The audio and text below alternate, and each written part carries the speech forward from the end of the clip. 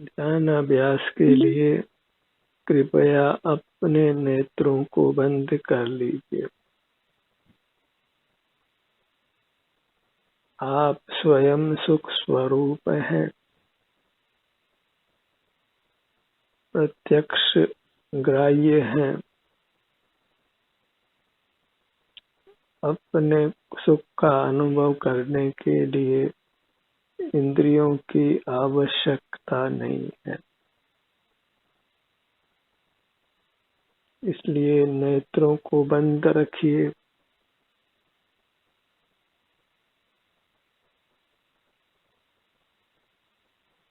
बाहर से ध्यान हटाने पर आपको आपके सुख का अनुभव होने लगता है।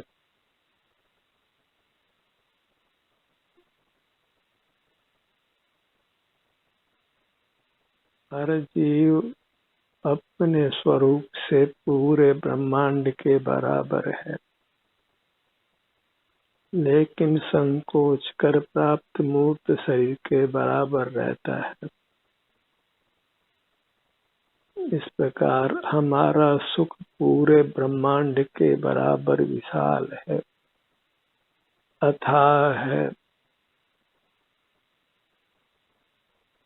आप अथाह सुख के धनी हैं। उस सुख को अपने सन्मुख रहकर भोगिए, और वह सुख अतीव उत्तम है।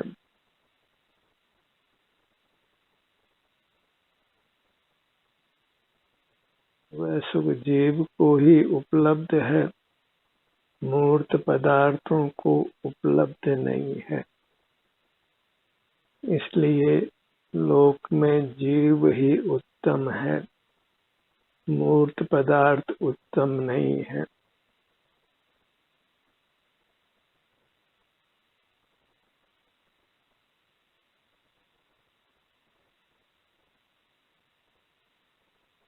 मैं उत्तम पदार्थ हूँ, सुखमय हूँ, आनंद घन हूँ,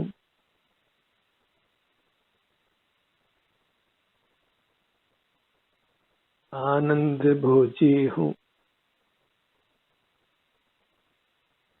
अपने सुख शांति को भोगने के अलावा अन्य कुछ भी मेरा काम नहीं है,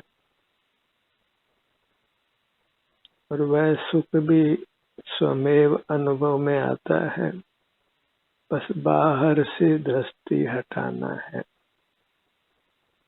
देखना जानना अनादि से चल रहा है, उसको बंद करना है। इतने मात्र से ही हम अपने सुख के स्वामी हो जाते हैं, सुख के भोक्ता हो जाते हैं, अपने असीम सुख साम्राज्य को पा लेते हैं।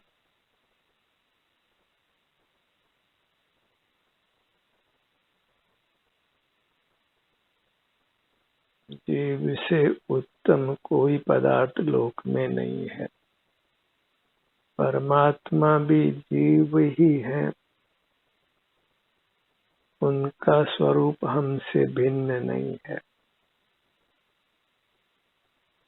मैं वह हूँ जो है भगवान, जो मैं हूँ वह है भगवान। एक जीव दूसरे जीव से श्रेष्ठ नहीं है, इसलिए दूसरे के द्वारा नमन किए जाने योग्य, प्रणाम किए जाने योग्य बिल्कुल नहीं है। एक दूसरे को प्रणाम करने का व्यवहार उचित नहीं है।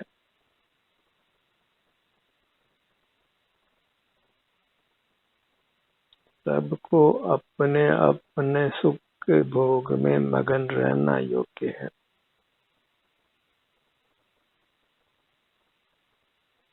तभी हम बहिरंग में भी प्रकट परमात्मा होते हैं। अंतरंग में तो परमात्मा है ही, और जब अपने सुख को ही भोगते हैं तो प्रकट परमात्मा हो जाते हैं। मूर्त पदार्थों से विरक्त रहना है, उनमें सुख की खोज नहीं करना है। मूर्त पदार्थों में सुख का अनुसंधान करना बंद करना है, और वह तभी संभव है जब हम अपनी इंद्रियों को बंद रखें। तभी हम अपने आनंद के भोजी होते हैं, प्रकट परमात्मा होते हैं। और जीव का रूप केवल आनंद है, जो उसमें बहुत रूप पाए जाते हैं, नाना अन्य शक्तियां पाई जाती हैं, वे सब मूर्त के संबंध से है, और मूर्त का संबंध मिटने पर नहीं है। मूर्त का संबंध मिटने पर जीव केवल सुख का भोजी है, केवल सुख स्वरूप हो हम। अन्य कुछ भी हमारा स्वरूप नहीं है। अन्य सब जीव के चिद विकार हैं, जो मूर्त के संबंध से उत्पन्न होते हैं। ये सर्व ही चिद विकार सुख स्वरूप नहीं है, क्योंकि सुख ही सुख स्वरूप है, और जीव सर्वांग में केवल सुख स्वरूप है। और इतना सुख है, इतना घन है कि अन्य का उसमें प्रवेश नहीं है। बस बहिर्मुखता को छोड़ दीजिए,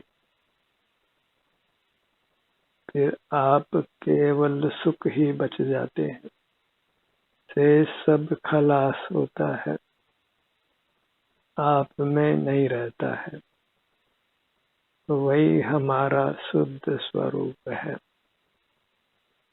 परमात्मा का स्वरूप है।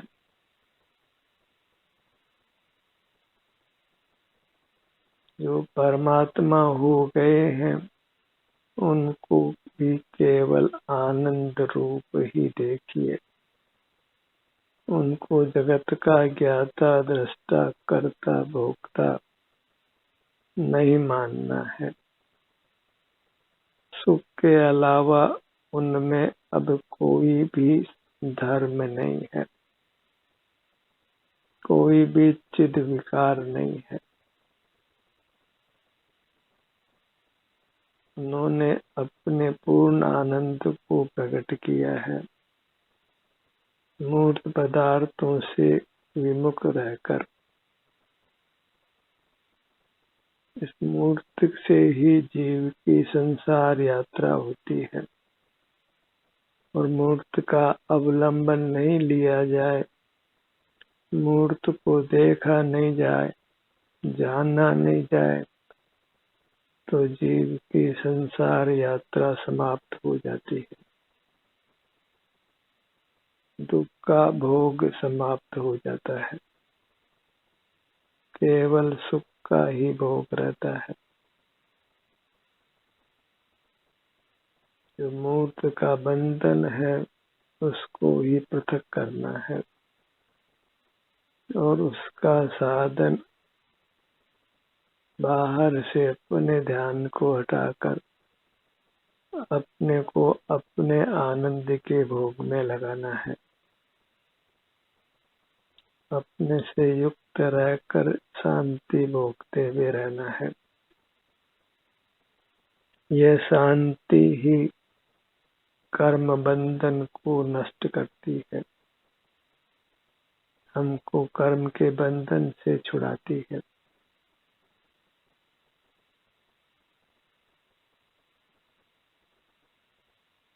अपनी दृष्टि को अपने पर ही बना कर रखिए।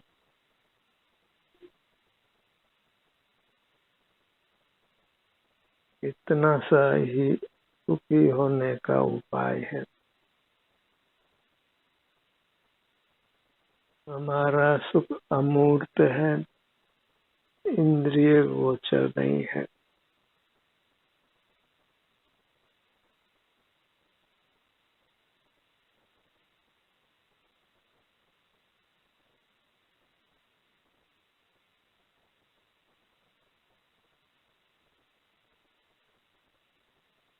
इसलिए इंद्रियों को विराम दीजिए।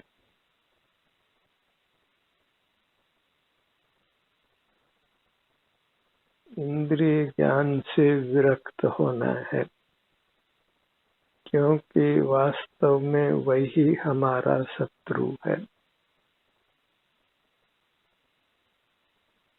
वही हमारे सर्व दुखों का कारण है। अन्य को दुख का कारण मानना अज्ञान है।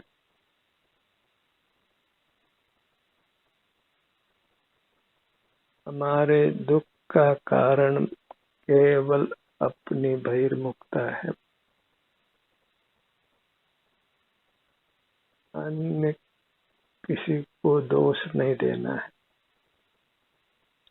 और सुखी होने के लिए केवल बहिर्मुखता को छोड़ना है। अन्य कुछ भी उपाय नहीं करना है, क्योंकि अन्य सब उपाय मिथ्या है,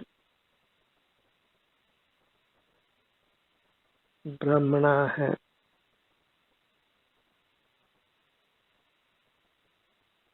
आनंद को प्रत्यक्ष भोग लेना ही दुख मुक्ति का उपाय है। सिर से पैरों तक आनंद है, इसके सन्मुख होकर उस आनंद को भोग लेना है।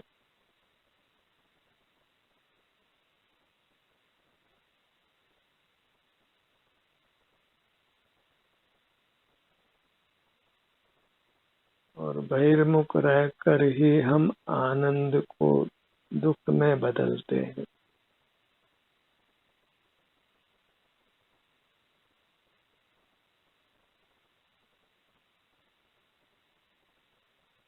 अपनी कुल्हाड़ी से अपने पैरों को काटते हैं।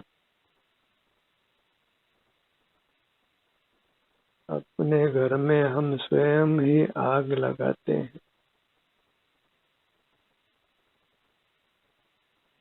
बहिर्मुख रहना ही आत्महत्या करना है।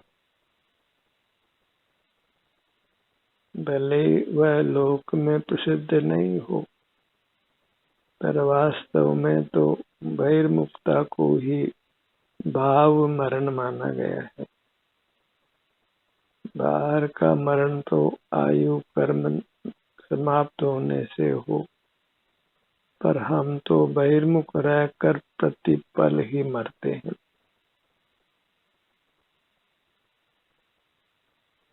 बहिर्मुखता हमारे आयु को एक पल करती है, वह भी सूक्ष्म पल।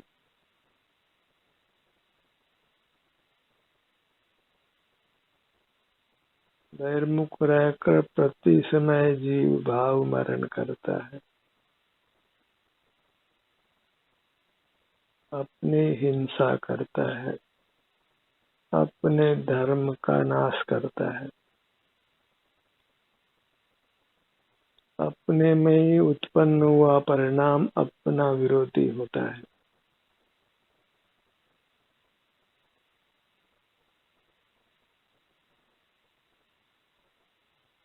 और वह परिणाम जगत के सन्मुख रहना है, मूर्त जगत के सन्मुख रहना है। मूर्त से बंधे हुए अन्य जीवों के साथ व्यवहार करना है। व्यवहार केवल अपनी अमूर्त काया के संग ही करना है।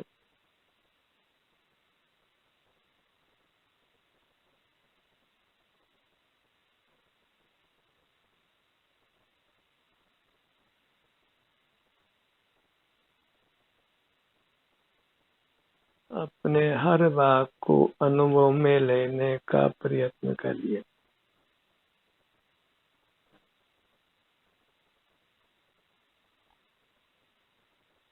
थोड़े थोड़े प्रदेशों को लक्ष्य में लेते हुए अंतर यात्रा कीजिए।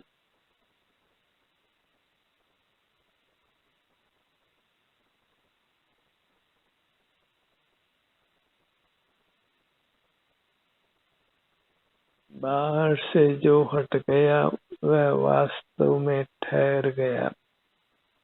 उसके संसार पर उसी क्षण विराम लग गया।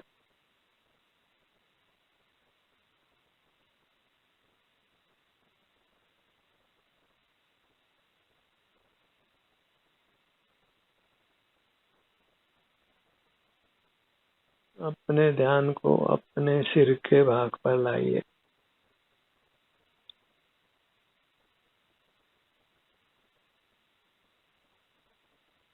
हमारा अमूर्त सिर सुख का बना हुआ है।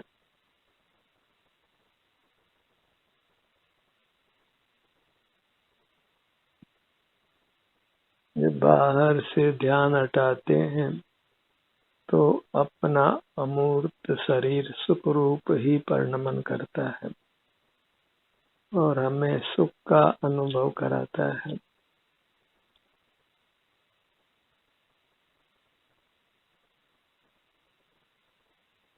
सारी कृपा अनुकंपा अपने अमूर्त शरीर की है,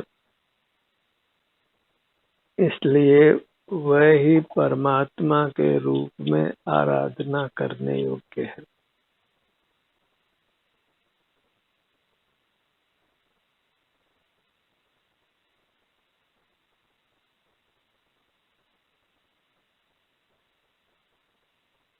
ललाट का भाग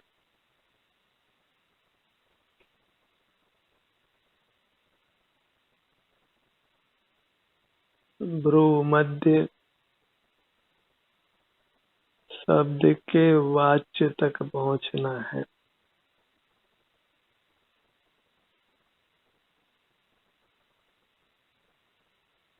अंगों के नाम मात्र में सुख नहीं है।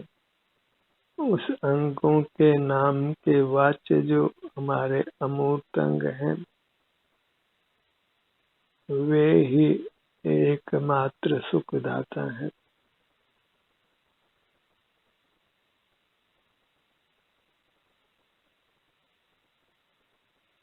और हमारा अमूर्त शरीर कर्मों से मुक्त होकर परमात्मा नाम पाता है।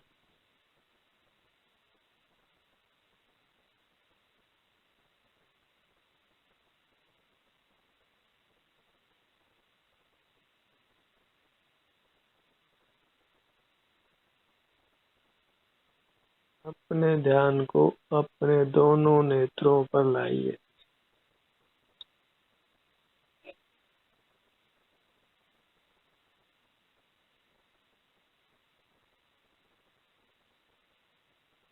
दोनों कान यही आत्म आराधना है, अपनी आराधना है, अपनी पूजा है। और अपनी आराधना अपनी पूजा ही परमात्मा की आराधना करना है, परमात्मा की पूजा करना है। धर्म में परतंत्रता का कोई काम नहीं है।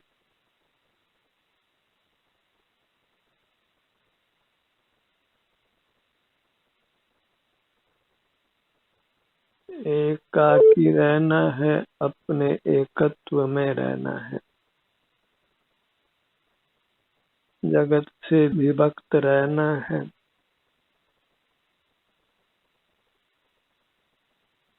विमुख रहना है।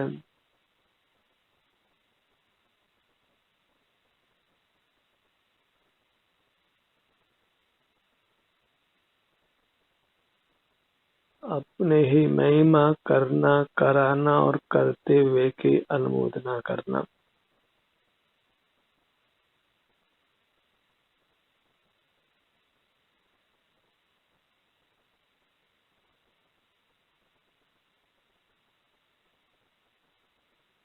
प्रथम तो बहिर्मुखता का श्रद्धान बिल्कुल नहीं रखना है।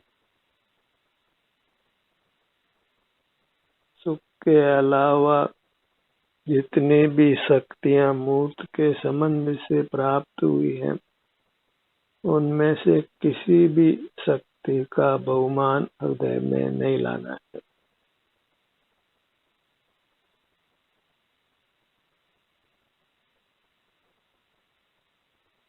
किसी को कितना ही ज्ञान प्रकट हो, कितना ही बल प्रकट हो,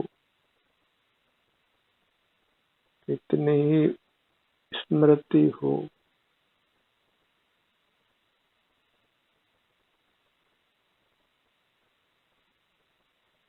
कितने ही कार्य सुगमता से बहुत अच्छी तरह संपादित करता हो,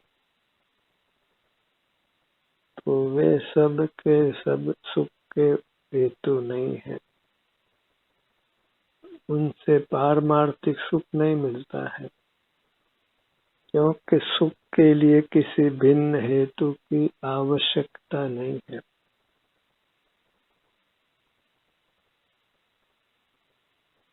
तो जगत से विरक्त हो गया, वह अनंत काल तक बिना किसी की सहाय के रह सकता है। परमात्मा जो हो गया, वह अनंत काल के लिए परमात्मा हो गया।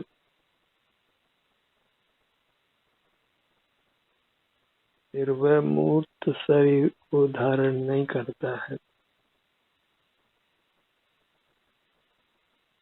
मूर्त शरीर ही संसार का प्रतीक है, बंधन का प्रतीक है। वह भला परमात्मा को क्यों हो।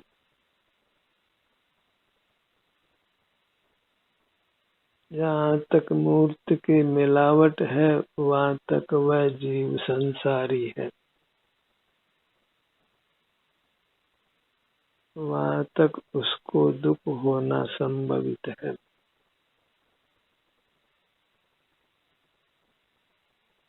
अपने ध्यान को अपने नासिका पर लाइए।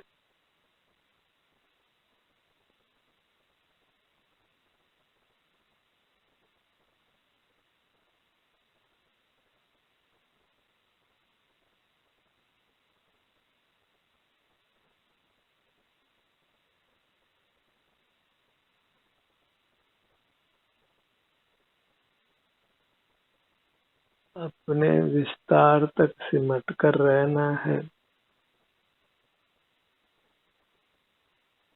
और उससे होने वाले आनंद को भोगना है। अन्य कुछ भी विकल्प नहीं करना है, क्योंकि हर विकल्प दुख रूप ही होता है। कोई विकल्प अच्छा नहीं है। निर्विकल्प रहना ही अच्छा है और उसके लिए अपने सन्मुख रहना है।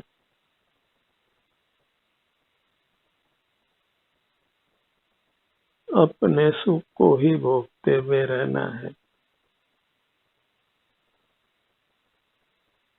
अपने चिदानंद निजानंद को ही भोगना है।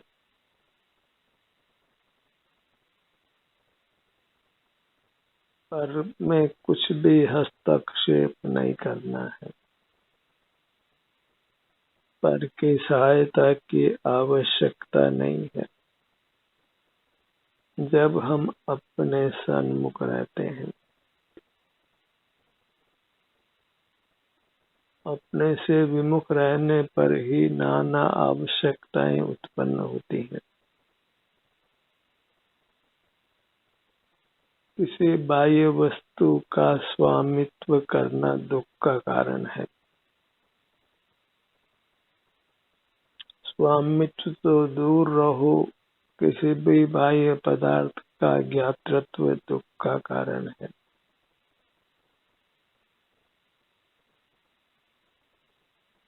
सुख को भोगने के लिए सुख को ही भोगना है, जो सिर से पैरों तक है। अन्य कोई मार्ग नहीं है।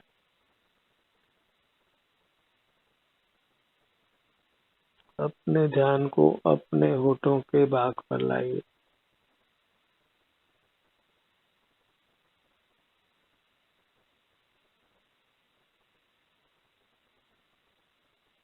मुख के भीतर दंत पंक्ति, जिह्वा, तालु,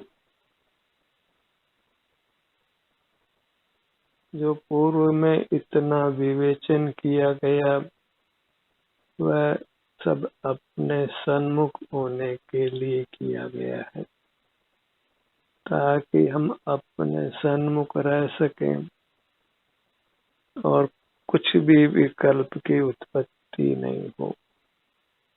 शरीर में वेदना भी हो तो हम अपने ही सन्मुख रहें, पर सन्मुख नहीं हो।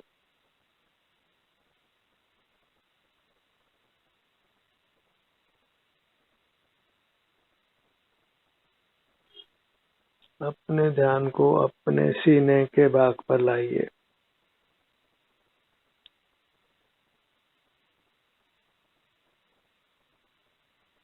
पेट का भाग,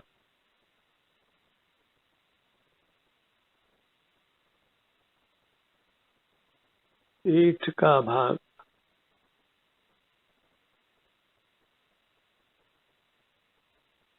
पूरा धड़ भाग, दाहिनी भुजा, बाईं भुजा, दाहिना पैर, बायां पैर,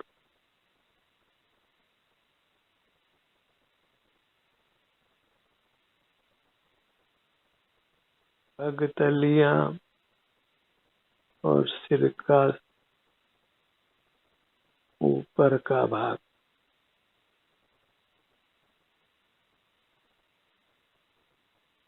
अपनी पूरी मूरत को मन ही मन नमन करिए।